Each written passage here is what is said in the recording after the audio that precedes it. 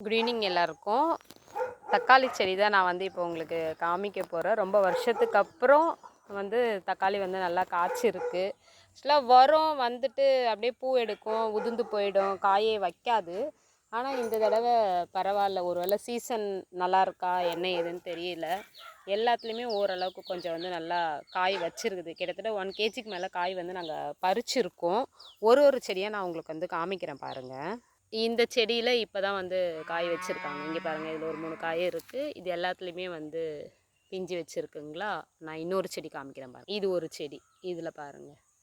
அதாவது நான் செடி வச்சு தண்ணி ஊற்றுனதுக்கு வீணாக்காமல் எனக்கு வந்து காய் வச்சுருக்குங்க.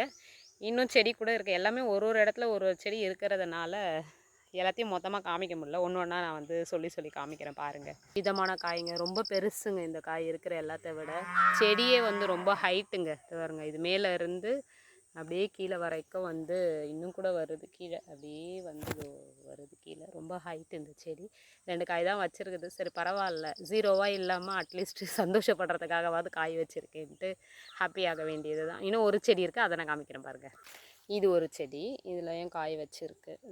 இதில் ஒரு 2, இங்கே ஒரு 2, அங்கே ஒரு 2, எல்லாமே சாஞ்சது. எவ்வளோ பேலன்ஸ் பண்ணி எப்படி வச்சாலும் தெரியல. க்ரோ பேக் அப்படின்றதுனால நம்மளால் கரெக்டாக வைக்க முடியல. மண்ணாக இருந்ததுன்னா கொஞ்சம் நல்லா வைக்கலாம். அது இல்லாமல் ஒரு ஒரு க்ரோ பேக்லேயும் நம்ம ஒன்று வச்சா அது கூடவே எக்ஸ்ட்ராவாக ஒன்று வளர்ந்து வந்துடுது. மாற்றியும் வைக்கவும் முடியல. தேங்க்யூ ஃபார் வாட்சிங். Happy gardening.